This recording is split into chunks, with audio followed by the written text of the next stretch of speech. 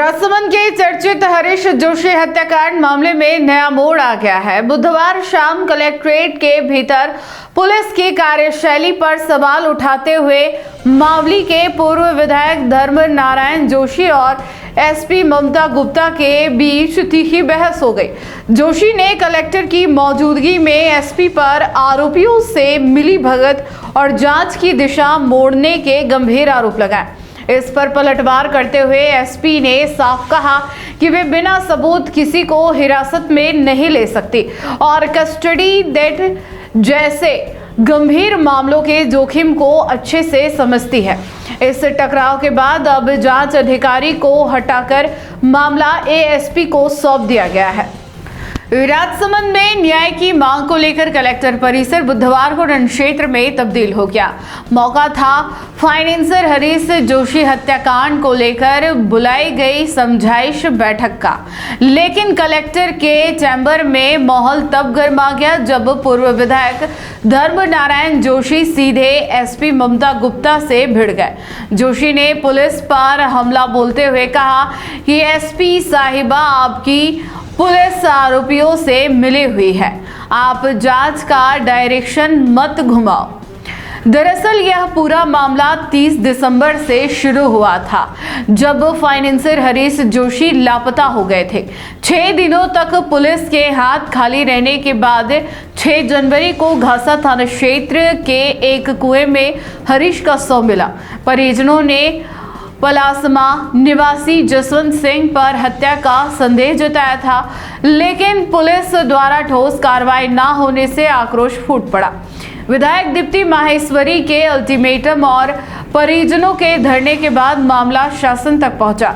Collector chamber में हुई बहस के दौरान एसपी ममता गुप्ता ने अपना पक्ष मजबूती से रखते हुए कहा कि कानून के मुताबिक बिना सबूत किसी को अंदर नहीं रख सकते। उन्होंने अपने पुराने अनुभवों का हवाला देते हुए कहा कि वे कस्टडी डेथ जैसे केस झेल चुकी है, इसलिए नियमों से समझौता नहीं करेगी। इस तीखी नोकझोंक के बाद पुलिस प्रशासन ने मामले की गंभीरता को देखते हुए जांच अधिकारी एएसआई जले सिंह को लाइन हाजिर कर दिया है। अब इस पूरे हत्याकांड की गुत्थी सुलझाने की जिम्मेदारी एएसपी महेंद्र पारिक को सौंपी गई है। फिलहाल राजसमंद में तनावपूर्ण माहौल है और मृतक के परिजन मुख्य आरोपी की गिरफ्तारी की मांग पर अड़े हुए हैं।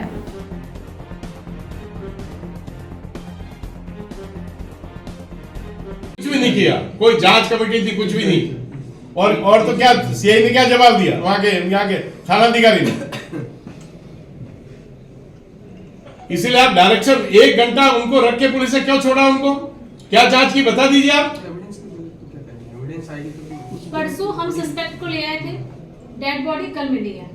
परसों हम सस्पेक्ट को ले आए थे, उससे पहले एक बार आए थे, 1 घंटे रख के छोड़ दिया। देखिए आपको भी पता है कि किसी को बिना किसी एविडेंस के हम लंबे समय तक पुलिस में नहीं रख सकते।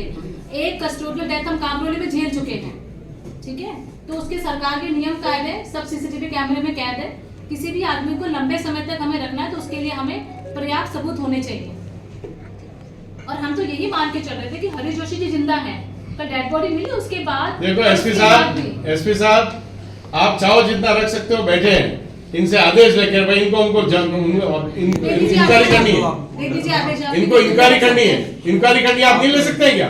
1 घंटे बिठा कर रवाना करिए, आप 4 घंटे बिठा कर मारपीट मत करिए। आप इंक्वायरी तो कर ही सकते हैं उनसे। 1 घंटे में उनको रवाना कर दिया और उसके बाद अभी तो वही निकले। तो हमने कल अरेस्ट किया, हमने सारे वीडियोस कलेक्ट किए हमने कल। हाँ 1 घंटे बिठा कर रवाना किया उनको और रवाना कर दिया उनको। पुलिस से मिली हुई अभियुक्ता से, मैं कह रहा हूँ आपको। ये तो गलत आरोप है। एमपीआर पे तो इससे ज्यादा क्यों भाई? एविडेंस के बगैर एमपीआर में आज तक बता दो लोग कैसे अरेस्ट करेंगे? अरेस्ट होते हैं एमपीआर में तो आज तक कोई अरेस्ट ही नहीं। मुकदमा दर्ज करने की आप वो नहीं है। कलेक्टर साहब संदिग्ध को आप 1 घंटे ज्यादा नहीं रख सकते हो क्या? किसको बता रहे हैं ये? संदिग्ध को, संदिग्ध है, संदिग्ध आप ही थे, आपके सामने रिपोर्ट लिए मैंने और उसके बाद एफआईआर काटी गई है। रिपोर्ट उदयपुर दे दी थी उनको, वो लेके आए थे यहाँ। तो भाई एफआईआर दर्ज तो होगी ना? रिपोर्ट उदयपुर दे दी थी, लेकिन उसके ऊपर एंडोर्समेंट होगा, कार्रवाई पुलिस होगी। आप तो ज्यादा समझते हैं हमसे। उसके बाद वो एफआईआर कटेगी सीसीटीवी के ऊपर। सब उसके ऑनलाइन बाद है। किसको समझा रहे हैं इसके साथ? सब ऑनलाइन ही है क्या है? किसको समझा रहे हैं? ये ऑनलाइन नहीं है क्या सब? देखिए कलेक्टर साहब ये ऑनलाइन नहीं है क्या? बताओ आप गलत डायरेक्शन में बात कर रहे हैं भरत जी। ये किसको समझा रहे आपके हैं? सामने एफआईआर दर्ज होगी, एफआईआर दर्ज होगी। नहीं, दिल्ली में मर्डर हुआ, डेड बॉडी यहाँ आ गई। एफआईआर दर्ज हुई है। आपने मुझे क्या मतलब है?